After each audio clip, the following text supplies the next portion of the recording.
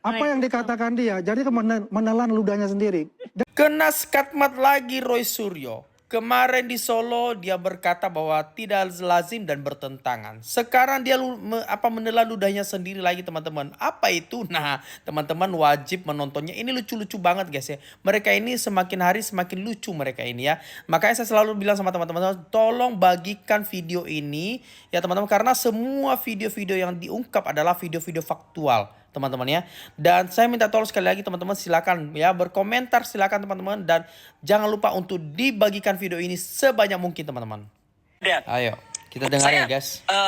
Khusnuzon saja, kalau sebelum ada bukti hitam di atas putih dari Yamaguchi yang bukan hanya email, tapi itu surat resmi, ada cap bahasanya, ada clear ya, oke. Dan status dia itu ada tetap benar, status ijazah tetap benar selama belum dibuktikan di pengadilan bahwa itu palsu.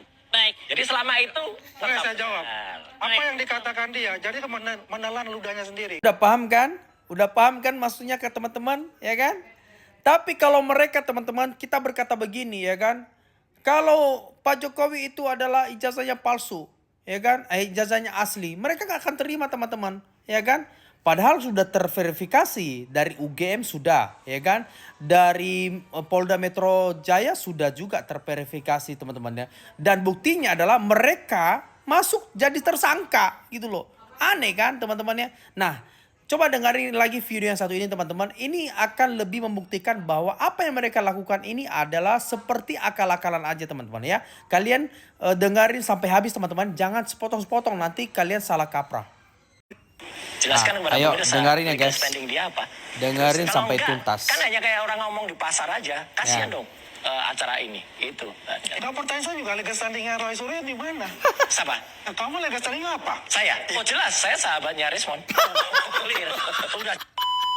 Belum ada agenda untuk melaporkan secara formal karena waktu itu kita mikir legal standing instrumen hukum kita gimana. Nah, ini dengarin guys. Begitu sudah ada KUHP baru, kemudian terakhir si Rismon tampil sebagai saksi di sidang Komisi Informasi Pusat, KIP.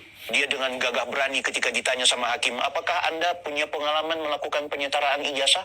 Oh iya Pak, saya memberikan transkrip nilai apa semua. Ya kalau begitu kenapa nama Anda tidak muncul? Didikti itu. Kan gitu. Iya. Harusnya SK ada. penyetaraan itu biar abang sudah tidak dosen, semua biar harusnya abang ada. sudah tidak punya jabatan, tetap SK lama itu akan tetap muncul. Sampai kapanpun kalau ada, kalau memang ada, ini orang nggak ada. Nah mulai disitulah aku akhirnya mengambil kesimpulan. Aku telepon Pak Roni Teguh, Bang Joshua, ketua umum saya di YouTuber Nusantara. Ini Rismon akhirnya kembali koar-koar di KIP dan sekarang mencetak buku, lempar ke sana kemari, menghina-hina Mas Gibran dan juga Pak Jokowi. Ini harus dihentikan. Apalagi KUHP baru nih, ya kan? Ada pasal-pasal yang sifatnya delik, dulu mungkin delik khusus, delik aduan absolut. Sekarang kita melihat ada potensi ini delik umum. Delik umum. Aku melihat ada orang maling, masa aku menunggu aja bang? Artinya delik umum ini adalah bisa diproses. Aku biarin, aku gak punya legal standing. Dan ada pasal tentang partisipasi publik. Yes, ada pasal itu juga yang aku dapatin gitu. Nah apalagi dia ada kejahatannya gini bang ya. Dia ada 4 persidangan. Ini kejahatannya dihukum. 4 persidangan guys. Jessica Mirna. Cyanida. Dia mengaku waktu JPU tanya, apakah Anda punya kapasitas, Anda punya lab? Ya. Kemampuan saya lebih hebat, saya punya disertasi dan saya punya, dan lebih hebat daripada Anda punya ahli. Anda punya ahli, punya buku. Kemudian yang kedua, Vina Cirebon. Dia mengaku bahwa disertasi saya bla bla bla bla sehingga saya bisa melihat chatting WA ini bla bla bla, ekstraksinya bagaimana. Itu kan dia jelaskan di hakim. Luar biasa. Yang dua-dua ini tidak berguna, dia punya keterangan saksi ahli gitu. Bisa saja kalau seandainya Jessica atau Pak Otto Hasibuan tidak menjadikan dia sebagai saksi ahli, mungkin Jessica bebas. Karena dia saksi ahlinya, jadi karena nggak ahli kan. Kena pula ya. Yang ketiga adalah KIP tadi. KIP. Dia berani tampil memperkenalkan diri sebagai orang yang melakukan penyetaraan ini berbohong. Nah, ketika ini bang, langsung aku laporin. Sidang yang keempat, dia ikut di CLS. Dia tidak lagi mengakui bahwa dia alumni Yamaguchi. Dia alumni apa? Dia hanya memperkenalkan saya alumni UGM. Nggak berani lagi teman-teman. Nggak berani lagi dia. Bicara bahwa dia alumni Yamaguchi, disertasi saya bla bla. Tapi di CLS baru-baru di Solo, dia nggak akui lagi kalau dia alumni. Itu bisa jadi pengakuan bahwa dia memang tidak. Yes.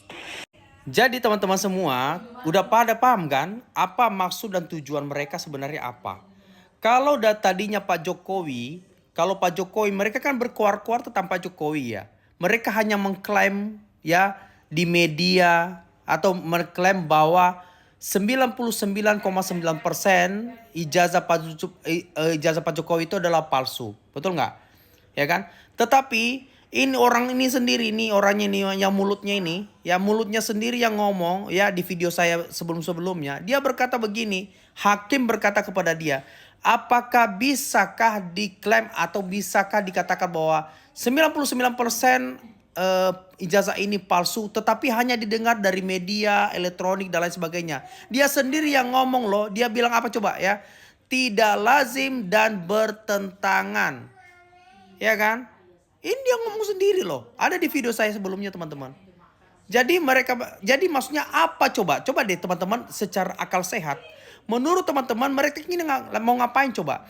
Kalau betul-betul adalah penemuan mereka sebagai peneliti dan seorang yang katanya intelektual. Kalau mereka berkata bahwa Pak Jokowi itu punya ijazah palsu, laporkan dong. Ya biarkan dia berwajib yang bergerak.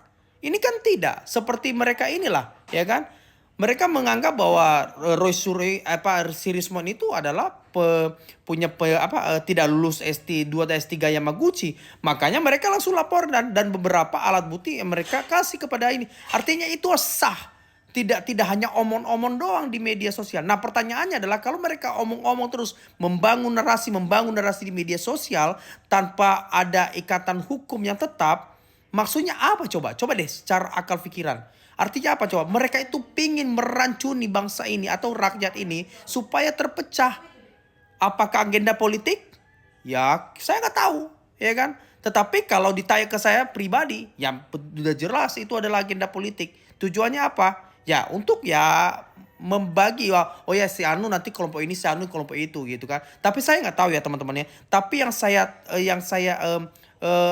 ketahui, yang saya verifikasi bahwa bila betul adalah bahwa ijazah Pak Jokowi itu adalah 99,9% yang mereka anggap itu palsu, kenapa mereka tidak memakai namanya ala hukum? Kenapa sekarang mereka malah meminta-minta SP3?